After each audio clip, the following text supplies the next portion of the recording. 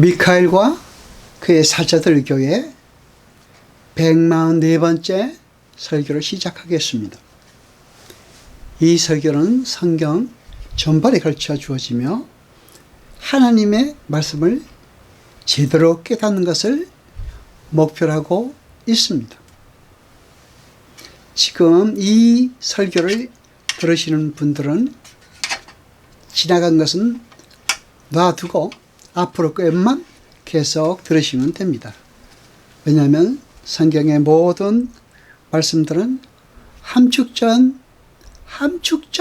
의미를 갖고 있으며 반복되어서 표현되기 때문입니다.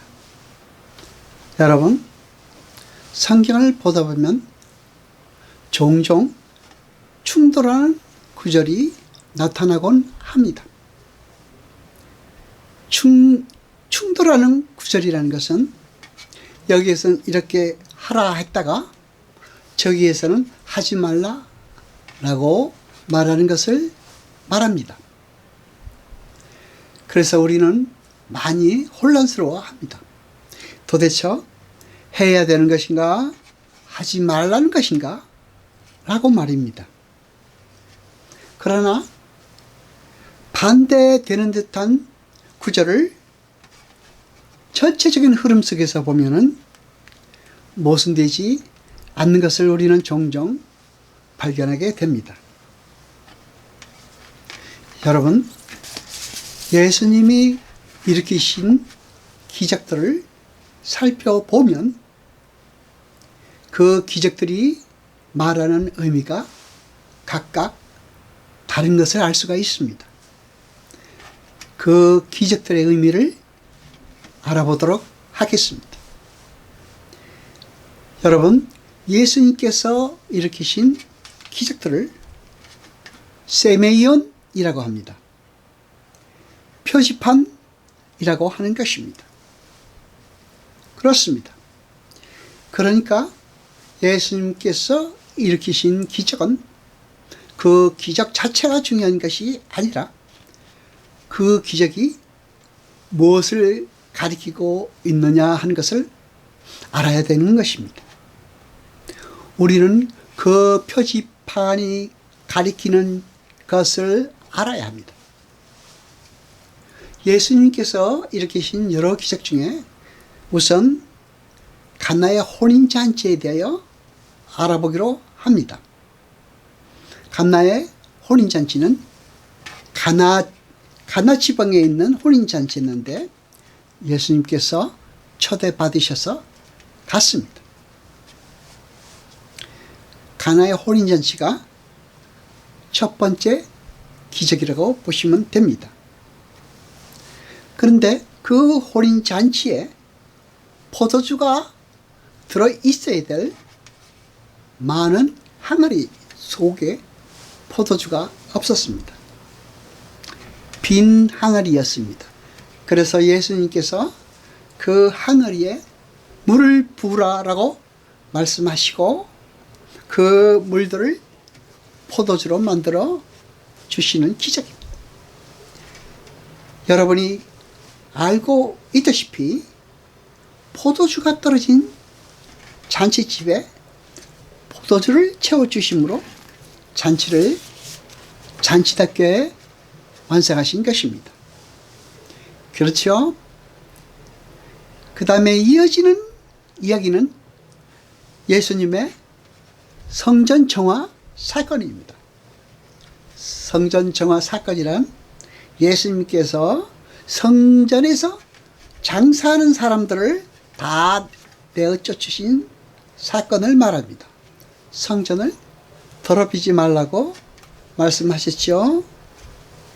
그 이야기는 옛 성전인 율법이 무너지고 참 성전이신 당신에 의해서 구원이 이루어질 것을 공표하신 것입니다. 그리고 여러분이 잘 아시는 니고데모 사건이 나타납니다. 니고데모 이야기는 우리가 여기서 많은 것을 알 수가 있습니다. 니고데모스이라는 사람은 우리가 보기에, 거칠어 보기에는 모든 구원의 조건을 다 갖춘 사람이었습니다. 그런데 주님은 무엇이라고 말씀하셨습니까? 거듭나지 못하면 하나님 나라를 볼 수 없다라고 말씀하셨습니다. 그렇죠? 인간의 어떤 노력도, 그리고 그가 가진 그 무엇도 구원에 있어서는 아무런 보탬이 될 수 없다는 말입니다. 그리고 그 다음에 사마리아 여인의 얘기가 등장합니다. 예수님께서 사마리아 지방에 가셔서 우물가에서 사마리아 여인과 만나 대화를 하신 사건을 말합니다. 예수님께서 그 여인에게 뭐라고 말씀하셨습니까? 나중에 네 남편을 데려오라 라고 말씀하셨습니다. 그런데 그 여인은 뭐라고 말했습니까? 남편이 없나이다 라고 말했습니다. 그러니까 예수님께서 말씀하셨습니다. 네가 옳도다. 지금 있는 사람도 네 남편이 아니니라.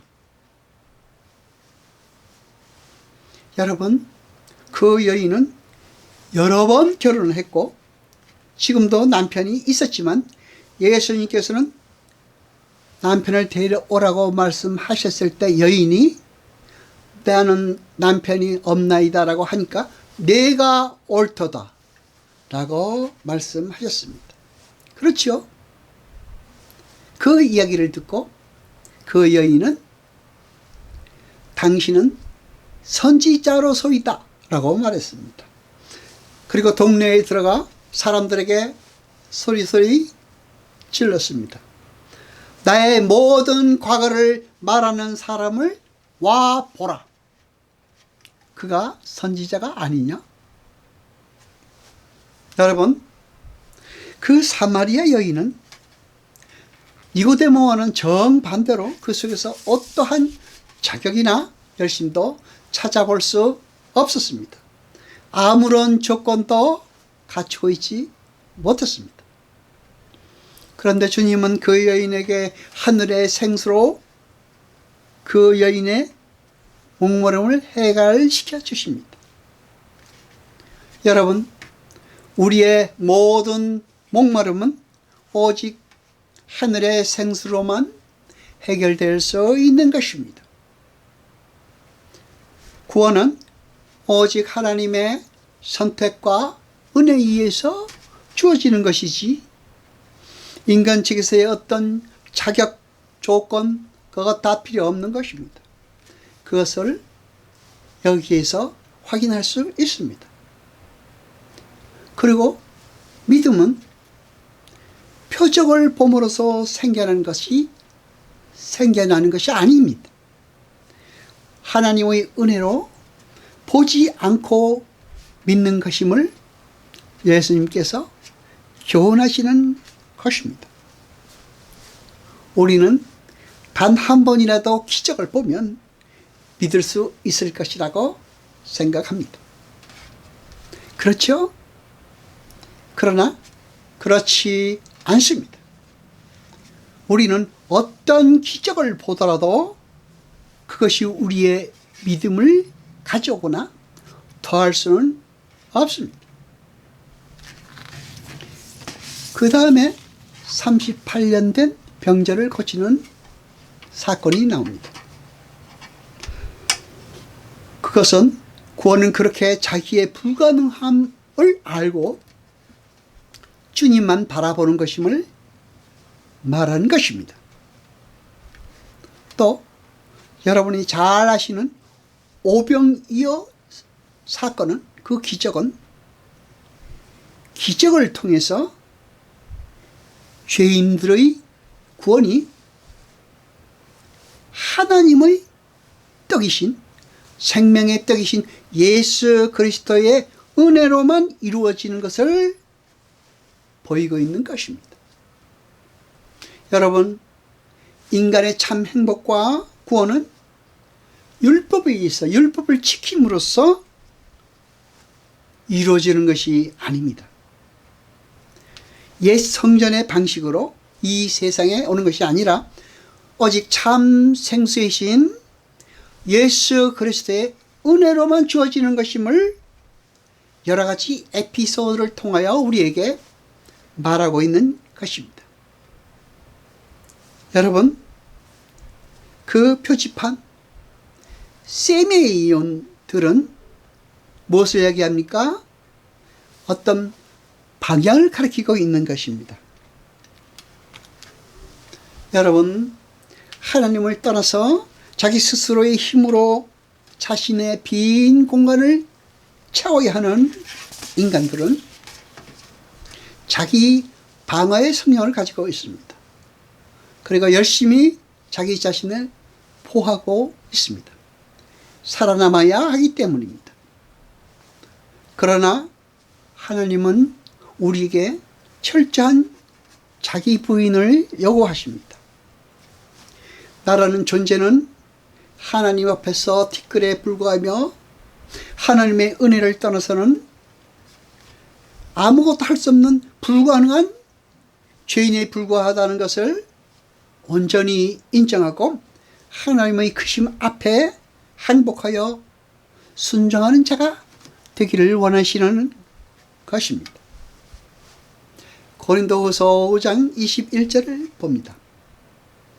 하나님이 죄를 알지도 못하신 자로 우리를 대신하여 죄를 삼으신 것은 우리로 하여금 저의 안에서 하나님의 의가 되게 하려 하심이라. 아멘. 우리는 율법을 열심히 지켜서 죄를 안 지을 수 있는 자가 되는 것이 아닙니다. 그렇게 해서 구원을 받는 것이 아닙니다. 예수님의 은혜로 구원을 받고 죄를 안 짓는 자로 바뀌어져 가는 것입니다. 우리는 하나님의 무조건적인 선택에 의해서 구원을 얻어 하나님의 은혜로 거룩하게 지어져 가고 있는 성도인 것입니다. 그게 지금의 우리인 것입니다. 기도하시겠습니다. 여호와 아버지 하나님 거룩하시니여 세세토록 영광과 찬송 받으소서. 말씀을 들 때 깨닫게 하시고 우리로 진리를 알게 하소서. 이 모든 것 감사드리며 우리 주 예수 그리스도 이름으로 기도드리옵나이다. 아멘.